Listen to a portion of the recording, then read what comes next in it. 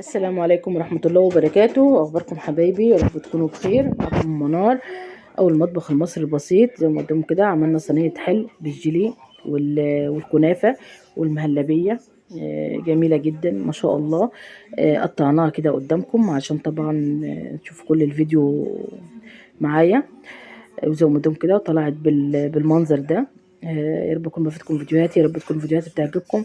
متنسوش تعملوا لايك وشير وسبسكرايب وتفعلوا زر الجرس كده عشان يوصلكم كل جديد من منار. ويلا بينا نشوف الفيديو الجميل القمر ده اتعمل ازاي. اول حاجه كده معايا الكنافه. دي حركه مهمه جدا. هنطلعها من الفريزر على طول نكسرها علشان طبعا تكون ناعمه معانا.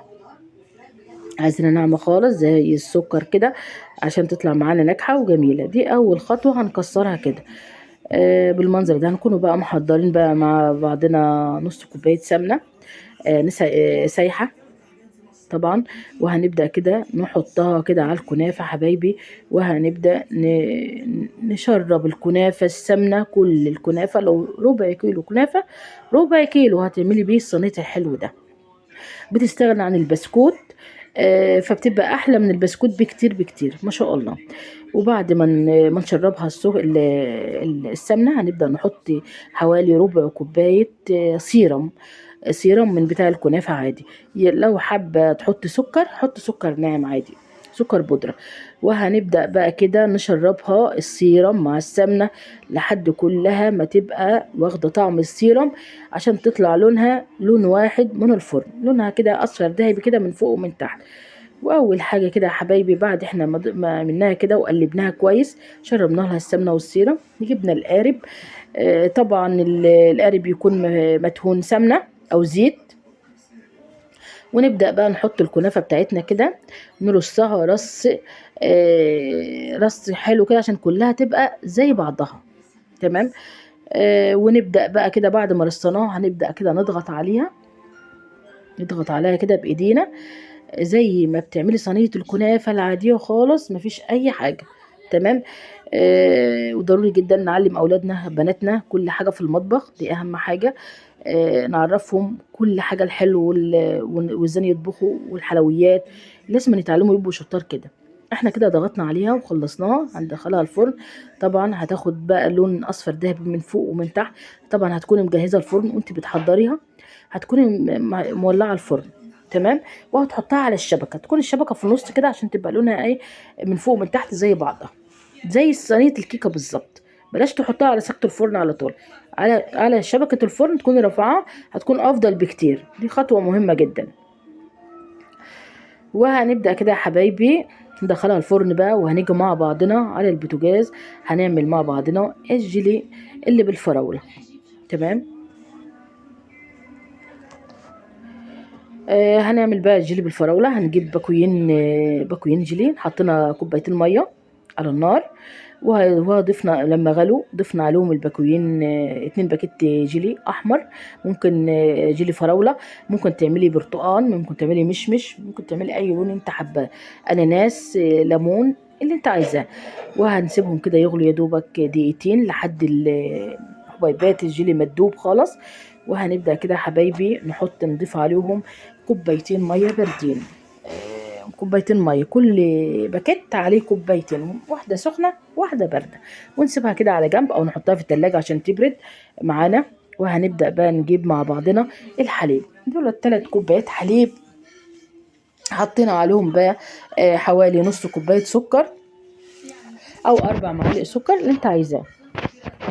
وكل كوبايه حليب عليها معلقه نشا، ناخد بالنا، او معلقه كستر عشان تطلع معاكي المهلبية او الكاستر مظبوط. كل كوب حليب عليه معلقة كاستر او معلقة نشا. وهنبدأ الاول قبل ما نحطهم على النار هنبدأ بقى كده نقلبهم تقليب كويس لحد النشا ما يدوب معانا. خطوة مهمة جدا عشان خاطر ما يكلكحش معانا على النار، دي خطوة مهمة جدا. وهنبدأ بقى كده تقليب مستمر لحد ما يتجانس كده معانا. وهنحط بقى شوية فانيليا صغيرة. حابة تحط اي نكهة تانية انت براحتك. حابة ما تعمليش بنكهات برضو انت براحتك. شوية فانيليا كده صغيرة، قيمة نص معلقة شاي او نقطتين كده.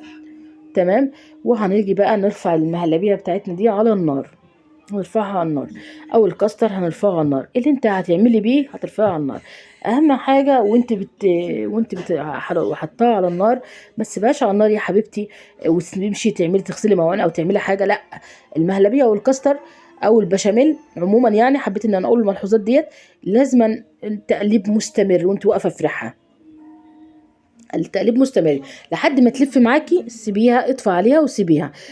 كل ما تقلبي تقليب مستمر تطلع معاكي ناعمه، ما تكلكعش، ما يكونش فيها كتل، تطلع معاكي لزجه كده وجميله. شايفين منظرها؟ هنطفي عليها كده ونسيبها بقى ايه، نشوف بقى، نروح نشوف الكنافه. وادي الكنافه بتاعتنا بعد ما خرجت من الفرن. جبنا بقى سيرم كده بقى، كنا عاملينه في الكنكه دي كده. كوبايه سكر ونص كوبايه ميه، وحطينا عليهم حته قطعه قرفه كده. وبدات ان انا اسقي الكنافه بعد ما خرجت من الفرن. طبعا دي حركه مهمه جدا، قبل ما تحط عليها اي حاجه لازم تسقيها بالايه، بالسيرم. وبعد كده يا حبايبي هنبدأ بقى كده بعد ما زقناها بالسيرم، نجيب بقى المهلبية اللي احنا عملناها، هنحطها بقى عليها كده بالتساوي، نقلبها بالتساوي ونظبطها كده. تمام. وتبقى كلها زي بعضها.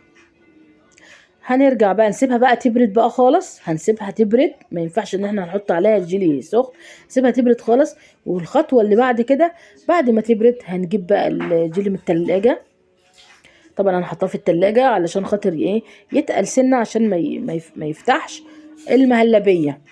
لان احنا لو حطيناه سخن هيعمل المهلبية، هيفتح المهلبية وهيدخل جوه، الدنيا هتبوظ. جبنا معلقة كبيرة كده، معلقة الكبيرة بتاعت ال- الغرف، وقلبتها على ظهرها، يعني وشها تحت وظهرها فوق.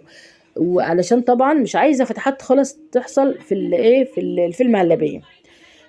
فهبدأ ان انا افضل الجيلي عليها عشان يتوزع بالتساوي وكده. فضيته عليه. ممكن تعملي عليها فواكه، انا منزلاها قبل كده بالفواكه، زي ما تحبي.